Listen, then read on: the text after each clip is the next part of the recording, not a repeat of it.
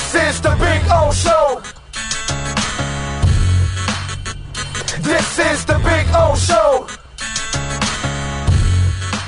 Is the man, the myth, the legend that is Ira Winderman. Ira, good morning, sir. Good morning, and I just want you to know the reach of your show is such that I'm sitting there in Atlanta getting ready for the game, and a guy screams over from the standing room beer only section and goes to me, "Hey Ira, I love you on the Big O Show." So clearly you've developed your following in Atlanta as well. Dude, you know Atlanta's in our top 10 of downloads? Well, now I know why, and I got to tell you, and if you listen to the end of that Heat game with the Let's Go Heat chants, there's a hell of a lot of Heat fans here as well. Oh, yeah. No, we have a lot of listeners in Atlanta. Atlanta is a Miami hotbed. People don't realize that. I realize that because the beauty about doing what I'm doing now is I have the insight on everything now. The numbers, everything, content, and obviously sponsors and everything. So you get to control everything, and you know the reality of everything. And Atlanta, New York, Southern California, Northern California, and Hawaii are all in our top 20, actually. Okay? Sure, they love the 3 a.m. Inside the Heat Acura Pembroke Pines report in Hawaii. I think the Hawaii, it's because of one dude, obviously. You know what I mean? So that's the difference. But it's amazing, and I think people don't. They like we had Henry Revolta on. He's a boxing promoter, and he's obviously in charge of the card at Hialeah Park later on this month when we come back from Vegas. And I had him on last week, and two of his friends that hadn't talked to him in 20 years reached out to him and, "Hey, man, I saw you on the Big O Show," and all that stuff. And I think people still don't. I kind of pinch myself, and so does Sean. We're pacing for 26 million downloads this year. So obviously, this is the way that people are communicating nowadays. Traditional radio and traditional television is just not the way. These platforms where, the on-demand product of it's a savior for so many people that if they don't want to hear the whole show and they just want to hear Inside the Paint or our Acura Pembroke Pines Miami Heat reports, that's exactly what they do, or a rant on the Heat or whatever. Right. And I think that kind of comfort and convenience for the listener is exactly what they've been searching for, because on demand is what it's all about. Well, and we'll give them plenty of Heat content, it looks like, for at least another 2 weeks after this. Well, last time I checked, we're the only, platform in town with Heat reports every single day. So I don't know. I don't think everybody else does that, right? I think we're the only ones that do that. You have cornered the market, my friend. Well, we're not done yet, actually. We're a little bit more, and it'll be completely cornered. Trust me on that. We're just getting started. So it's a beautiful thing. Anyway, so it was just nice to see on Sunday that they did what they were supposed to do on Friday, because Friday was frustrating. Once Lowry went out, it was almost like things kind of went haywire and they weren't able to find their groove. But on Sunday, obviously, Spo gets to sit back, figure things out, and run the game plan. Why weren't they able to do a little bit of what they did on Friday? So Sunday would have been an elimination game instead. Well, I think, like you said, I mean, the Heat are very much a scatter report team, very much an alignment team. And when that shock sort of happened in the game on Friday and Kyle Lowry goes out, all of a sudden you're reconfiguring on the fly, which Erik Spoelstra can do. Very good. He does that well. What he does excellent is when he has the time to fully game plan. Again, guys like you and I who go back over the years to the torment of Jeremy Lin when Linsanity was running wild with the Knicks.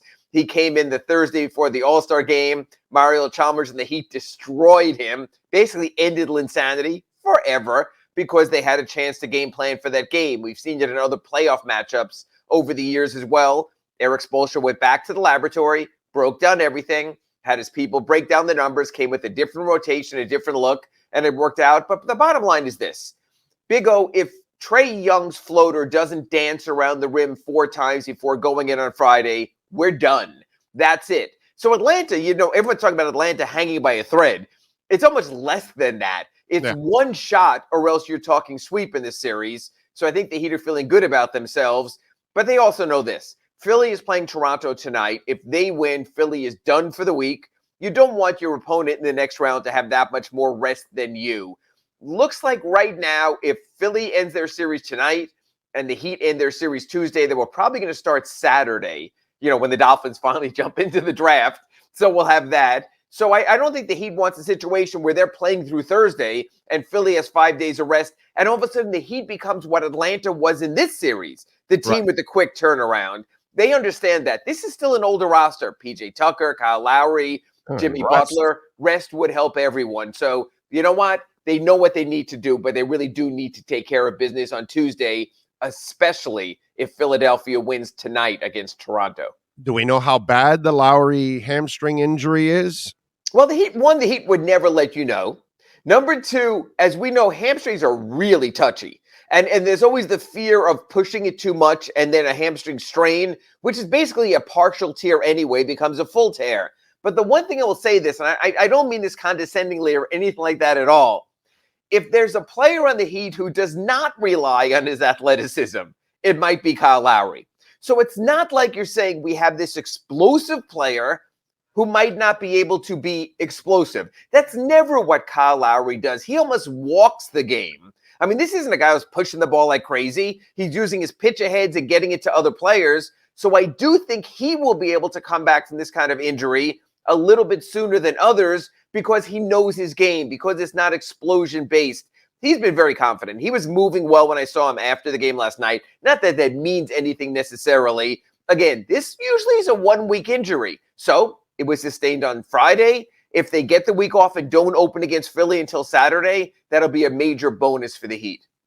Listen, younger players, Devin Booker gets a hamstring injury, right? And it's obviously pretty serious, the one that he has apparently that they're worried about him. But I have to say this. I still look at him and I look at his conditioning and I just say, I just wonder if Pat Riley sits in those seats and goes, I got to try to convince him to get in better shape for next season or something. It's just not contract goes on. It's not who he is innately. And I've said this before.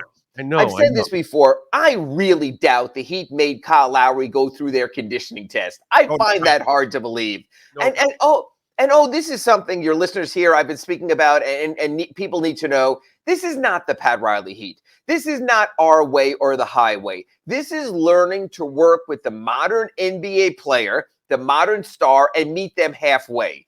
So maybe instead of doing full court suicides, Kyle Lowry only had to go to midcourt and then head back during his conditioning drill. They're playing to the player. If you're asking me, hey, Iris, Kyle Lowry buff? No, Kyle Lowry's never been buff. Never. But he's still fashioned a career that has him on the cusp of at least a chance for the Hall of Fame. That's who he is. This Heat regime never would have put the weight clause in Tim Hardaway's contract that Pat Riley did. These are different times. And that's why Eric Spoelstra is such a good coach, because he's adjusting to the time, because he's not going to rant about players' conditioning. He's going to live with the results. Yeah. And let's be, again, you and I, we're a little older, so we have perspective. We lived it. Hardaway was coming with a reputation that wasn't supposedly a good one at that moment, disgruntled, all that kind of stuff. And so Riley was kind of protecting himself at that moment. Sure. Lowry, his reputation's impeccable. You know what I mean? He's just that dude that he's old school basketball. You know what I mean? He's the guy that played 30, 40 years ago that got in shape with training camp and all off season was hanging out fishing and drinking beer. That's what the old athlete used to be like. You know what I mean? Cigarettes in the locker room. Exactly. Right. And you know what? Maybe Kyle goes for a smoke every now and then. I'm not saying he does, but I'm just saying is sometimes you have to accept the players for who they are. Yeah, in other words, is Jimmy Butler an a-hole? Of course he is. He's always been. The Heat lets him be that here. That's the difference. That's why when you have Spoelstra versus Haslam versus Jimmy Butler, it happens and it moves on and you go on to the next thing. In the old days, Pat Riley probably would have fought and Zoe would have had to hold him back like he did against Shaq. It's different times. You can't be the old man. It's like those progressive commercials. You can't be that way anymore. You've got to understand. You've got to adjust to the times a little more. Eric Spoelstra is very good at that.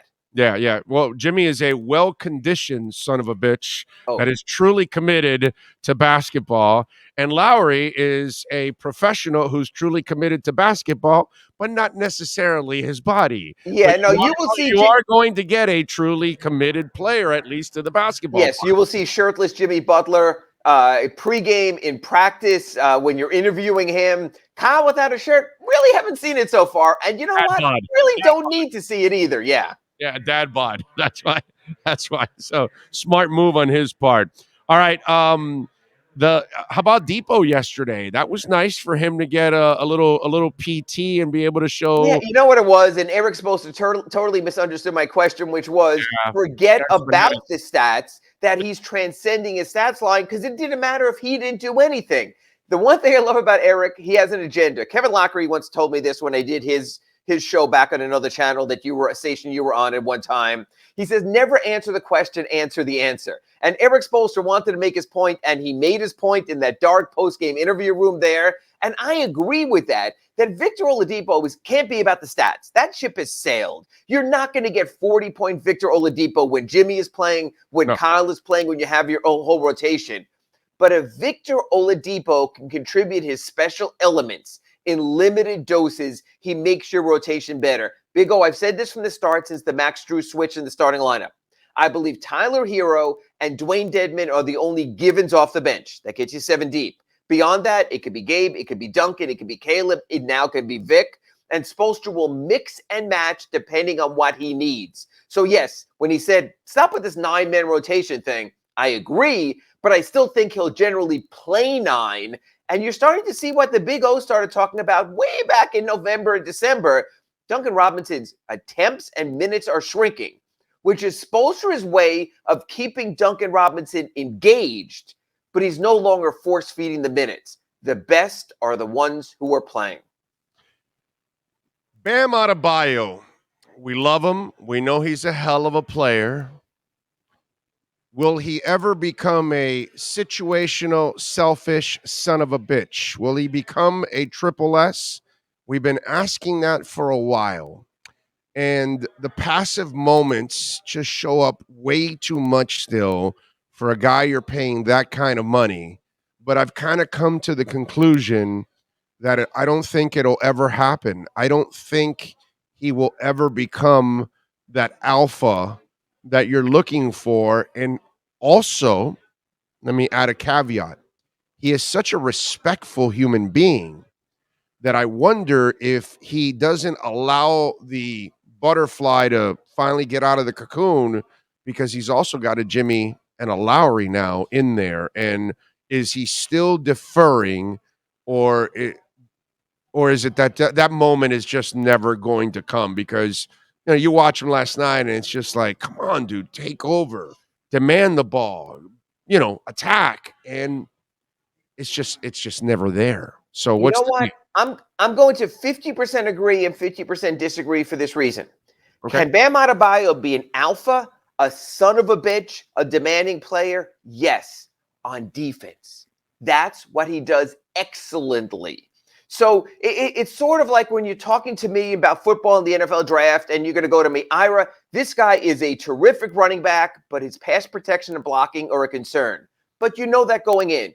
Right. Big O, you know this. You've been to Canton. There are a ton of NFL running backs in Canton who couldn't block worth a crap, but they knew what they did well, and they did that. It's sort of like the whole Mike Gesicki debate. He's a great receiver and a meh kind of blocker, but Yeah, still. you don't want Barry Sanders taking on blocks, dude. You Right. know, So I'm with you. so Bam is the opposite. Bam is a great defender. I don't ever think you were going to use the words Bam and great offensive player together. I don't think he has that skill set. I don't think he has the whole repertoire. And you know what? Oh, we're 5 years in now. So now you're at a point to sort of know who you are. So I think Bam can always give you a nice 16 points, 17 points. But the outliers are going to be the 30-point games. They're going to be the 28-point games. He just doesn't have that in his repertoire. And you know what? His focus will always be on the defensive end. And that's laudable because there's enough offensive players on the Heat who don't play defense or can't play defense. That's what you need. In this mix, Big O, Bam Adebayo can be a star. With another team, a Sacramento, a craptastic Right. team, you'd go to yourself, man, when's this guy going to do anything? Because you don't get it. Here, he's doing what he is asked. Maybe this is who Bam Adebayo is, a very nice 16-point-a-game player. But if you push for more, you've seen, Big O, you've seen when he forces shots. Yeah. I'd rather not go during a game, what the hell is Bam trying to do? Instead, I'd rather say, he only took 7 shots. Hey, but they won by 26. I'm good with that. I think that's who he is. Yeah, no, it's just one of those where I look at it and I kind of get a little frustrated with it. I'm And wondering, I can understand. will he be that guy? And it just doesn't seem like he's gonna. That's why maybe in years to come, the rise of Tyler Hero is so important, because once Jimmy starts to fade, you hope the development of Caleb Martin and all these other guys, it kind of helps Bam, because Bam's going to. It's almost like the Dwight Howard Orlando team in a way, you know what I mean? Although Bam's a little bit more skilled, but still not an offensive powerhouse. I'm gonna go in another shooters. You know what I I'm mean? gonna go in a different direction. I think they can get that yin and yang with another player with development, and that's Omar Yurtseven, who's a very skilled offensive player. Yes. So maybe that's the ultimate makeup of this. Hey, Bam isn't scoring. We need center points. Omar now is in his second year, his third year. Maybe we see him in summer league again. And I think. And I think that's where he grows. So all of a sudden, you might have that very nice compliment. Bam's not scoring. We need an offensive center. Hey, Omer, come in, shoot some threes, do your little footwork there in their low post, and maybe that's what it works out. So when you have dead men right now, you don't have that mix. But again, this is growing. This is the really good thing about this roster. This is an in-the-moment, win-now roster with Lowry and Butler and Tucker. But this also, like I wrote in my Sunday column with the Sun Sentinel looking ahead to the draft, man, there's a really good developmental pipeline on this team. You've got young players in Bam and Hero as the cornerstones going forward, but you do have a Yurtseven, you do have a Gabe Vincent, you have a Strus, you have guys like Javonte Smart and Michael Mulder and Omar Yurtseven growing into it also. They have a really nice mix with what they're doing. Hey, a year from now, maybe we're talking about Haywood Highsmith. Yeah, who knows? 10 minutes last night, I know. So I said, and of course, Sean, myself, and you, and I'm sure Anthony will be there. All of us will be. And this platform will be over in the Vegas Summer League covering it. So as you know, this is going to be a hardcore sports platform. So we're covering it. Hey, I'm looking forward to a week of buffets and Big O. There you go. Well, Mr. Buffet's over there, buddy. Right there. He can't wait for the buffets. Let's move over to another team and another player. And I know who you're going to. Yeah, and I mentioned to you last week, is Kevin Durant getting a little old, or is he worn down, or what the hell is going on? And dude, I mean, the effort in that game was not impressive on his part. Was this a guy that checked out? Was this a guy that got old? Was this a guy that just got tired of everything, or was it all of the above? Kevin Durant is a great player amid greatness. We saw that in the Olympics with Team USA and Greg Popovich over the summer in Japan. We saw that with the Warriors. There's not a lot alongside. Man, you can't trust Kyrie Irving. So I think what's happening is you can't trust Kyrie. This Ben Simmons crap. He's close. He's coming. He's almost going to be there. These older veterans, God bless Goran Dragic, but there's a reason the Raptors moved on from him because of his age of 36 years old. And I think Kevin Durant's at the point he's looking around, he's going, wait a minute. I started the season, I had James Harden with me. I was supposed to have a better version of Kyrie before this whole vaccine thing. So Big O, look at what Kevin Durant thought he was going to have. He was going to have Kyrie for a full season instead of just road games. He was going to have James Harden giving a crap and wanting to be there for years into the future. I think Kevin Durant saw all this crumble around him, and he just reached a point, it's like, what the F? I'm a guy who left a very good Oklahoma City team because I wanted more. I left a great Golden State team because I wanted more. He probably has less surrounding him than going back to the days he was drafted with the Seattle Supersonics, a team that doesn't even exist anymore in that city. I think Kevin Durant is just what the F. I spent my summer with greatness with Bam and Draymond and all those players in the Olympics. I started my season with Kyrie and Harden. What am I left with? What the hell am I doing here? Yeah, he very much has the, as they say in the NBA, the Cancun look about him. By the way, now that all of this has developed between Boston and the Nets and everything, did you see the video that resurfaced from the offseason from Kevin Durant? he had a message for the Celtics. So, Sean, if you can pull it up for us here, let's play it for the audience out there. I don't know if you saw this, Ira. If you didn't, well, this is now starting to go viral. Now that they're down 3-0 and on the brink of getting eliminated, this video from Kevin Durant, Olympics, Patty Mills, all this stuff airs. Go ahead, Sean. Fire away. Get out of here, man. That's my team. Hey, yo. Yeah, hey, Patty coming back to the BK. Black and white. Hey. Hey, you was balling. I got 40 tonight. There's going to be problems for the Boston Celtics this year. I'm telling you. Fuck out of here. We know how to lock Patty ass up. This guy's a problem. There you go. So he was already. Hey, yo. He was already talking trash to the Boston Celtics. Well, that was Ime Udoka, who was an assistant coach with the National League. But again, Big O, look at what he thought he had. He didn't know about this vaccine crap with Kyrie, that he was going to bail on his team. He didn't know that James Harden was going to spend more times at the club and the buffet than caring about the game. What he thought he had in August is nothing close to what the Brooklyn Nets were, and we've learned that along the way, including I think he thought he had a better level of coaching than Steve Nash has shown us through the first 3 games of that series. Kyrie, does he have to settle for a show me contract from somebody? Because I'm just wondering. Kyrie? Yeah. I mean, is Kyrie going to give isn't he up for an extension? He's up for an extension. He has another year on his deal. So you know what? There's 2 guys who were extension eligible, and that was a concern of Brooklyn, Harden and Kyrie. I wonder about even more than what you're saying, Big O, Harden. If you're Philadelphia, I mean, Harden is due this massive extension starting at $50 million a year, but don't you save your money for Tyrese Maxey, who might be the better player right now? So it's going to be interesting. Daryl Morey can go ahead and give Harden the extension because the one thing we know about Daryl Morey, when the going gets tough, he'll just leave and go to the next place and leave scorched earth in his wake like he did in Houston. That's what I'm curious about. Can James Harden resurrect himself to be worth that extension? I think that's the bigger extension question going forward. Did you just say Daryl Morey is the LeBron of general managers? Or the Kevin Durant when you look at players who come and go? We shall see.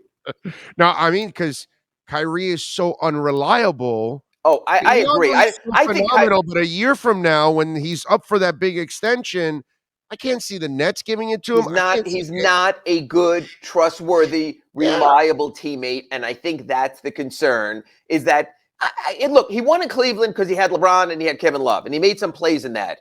But you look at what happened at the end in Cleveland, the end in Boston, maybe now the end in Brooklyn. Man, if I'm a teammate, I just don't know if I could trust that guy. Right, exactly. Now, Simmons, I got to give Screamin' A some credit. I was watching the Countdown show or whatever the hell it's called, and he talked about, hey, when the collective bargaining agreement is up, owners are going to say, well, these guaranteed deals, look at Ben Simmons. We can't have this kind of stuff go on. Look at Kyrie Irving. How much will Kyrie Irving and Ben Simmons kind of affect future CBA negotiations? Because it's nice to have guarantees, but the guarantees are also a disaster if you have a Ben Simmons. Yeah, I don't think those are going away. I remember, Big O, when I started, they were 7-year contracts, and then they shortened them to 5. I think the contract maximum length might change. But language is what I'm saying. Could there be more protective language? That's going to be up. That's going to be up to the individual team. And I'll give you an example. NFL, you're seeing what's going on in Cleveland with Deshaun Watson. They didn't have to guarantee, but they did. So I think more of that will be in the moment. And what happens on those deals is this. One word, Big O, desperation. If you're desperate, you do stupid things. So I think it's going to be more of an individual responsibility of teams than the league or the Players Association legislating. Hey, you took on that contract, Cleveland. Something happens. There's lawsuits. Roger Goodell says it's not happening. He says he's getting his money. That's going to be really interesting with the Cleveland Browns. I think the NBA understands this is the league where only 5 players play at a time. You need greatness. You pay for greatness. Look, Big O. You're still not sure about the Jimmy Butler contract extension. You've gone on record. Wait till he's 38. And Lowry. Kyle Lowry has 2 years left at roughly $60 million at 36 years old. You do what you've got to do in these sports. Look, he probably was the only team offering Kyle Lowry 3 years at $85 million. That's why they got him. As much as he's the godfather of Jimmy Butler's daughter, you do what you need to do. That's more of an individual thing than a collectively bargained thing, I believe. Although in hindsight now, those contracts aren't going to be so bad if Tyler and Caleb and Gabe and all these cats Yeah, I'm develop. not doubting Pat Riley and You know Andy what I'm Ellis work. And I saying? got to tell you, That's the thing. I think Jimmy Butler will be a son of a bitch until the day he's done playing like LeBron. No one's questioning LeBron's 38 and he can't play. Zoe was a rotational son of a bitch. Right. Jimmy can go from starter, and as you elevate the young guys, he can be the rotational son of a bitch the same way Zoe was. No different. Or even Jimmy. I just think there's certain guys that age matters less because of the way they maintain their body, because of the kind of drive they have. Look, like we said, Jimmy's never getting a dad body. Jimmy will be washboard when he's 50. He'll be the old guy you see in the beach who takes off his shirt. That maybe you don't want to see him take off his shirt, but that's who Jimmy will be. Yeah. Right. Yeah, I'm with you there. Hey, you mentioned that we're going to another place. You mentioned Seattle, which doesn't have the NBA team. We're going to Vegas this week. When the hell does the NBA give Seattle and Vegas their teams? Because there's no freaking way the NBA is going to allow two of the better cities, two cities that are better than some of the current cities they already have in the NBA, and the way Vegas is growing. Plus, it's been a basketball. I'm shocked that the NBA wasn't the first, sport. Here's the problem. When you expand, you're dividing the pie up by extra percentages. You're taking slices out of there. So what you do is the cost-benefit analysis. Would you rather have this great new massive deal, especially with streaming that's coming up now, divided by 30 or divided by 32? The difference is the valuations of franchises now being in the billions. Right. And the talk of an NBA expansion franchise maybe being $3-4 billion. I think after the pandemic and some of the recent losses, I think some of these owners would rather have the money now than the long-term 1/30th of the deal moving forward. So I agree. Henry Abbott of True Hoop wrote a story about it. Seattle and Vegas are looking very viable. And here's the other part of that equation. There are some teams in the Western Conference who are desperate to get back to the East because of TV scheduling and stuff like that. Teams like New Orleans, teams like Memphis, where it makes sense to play an Eastern Conference schedule also. So by adding two teams in the West, you're able to bring two of the West, quote-unquote, teams that are in the East back. So those cities make sense from a standpoint there of getting East and West conferences that are more East and West. Yeah, no, you're right. I mean, New Orleans is already – they should be grateful they even have a team, actually. That team should be in Seattle. Well, that was because of Katrina, and that David Stern said, we will take care of you. We're not letting up. I think you might see some movement of teams down the road, but I think those expansion cities you mentioned make a lot of sense. You got it. All right, good stuff. What are you working on the Sun Sentinel so folks can check you out? I wrote a story. Trae Young said after last night's game that he has to go back to high school for the last time he was defended like that. And Jimmy Butler said, God, I love you, guy. I know that we're tormenting you. We'll be friends after the series, but we ain't stopping. And what the Heat have done to Trae Young, like we mentioned with Jeremy Lin and Linsanity, you give Eric Spoelstra time in the laboratory, my God, that Dr. Frankenstein will come up with something, and he has against Trae. He is so far in that kid's head, it's almost scary. Yeah, but you have to have the players that will go out and do what the coach needs you to do, too. I agree. Miami has the players have the defensive disposition. Yes, they have the dogs. You know what I'm saying? So it's twofold. Let's give obviously Spo a ton of credit, but let's give the fact that the front office went and got players that've got that dog in them, and they're able to do that. Maybe that's why Robinson didn't play a bunch of minutes. You needed more dogs in there. Absolutely. We will see on Tuesday. But Big O, thanks. You maybe missed my flight, maybe now. I will talk to you guys on Wednesday. We'll figure out the time based on tomorrow's Heat game. Thanks, Big O. Follow him on Twitter at Ira Heapy. Thank you, Ira. There's Ira Winderman and our Acura Pembroke Pines Miami Heat and NBA report.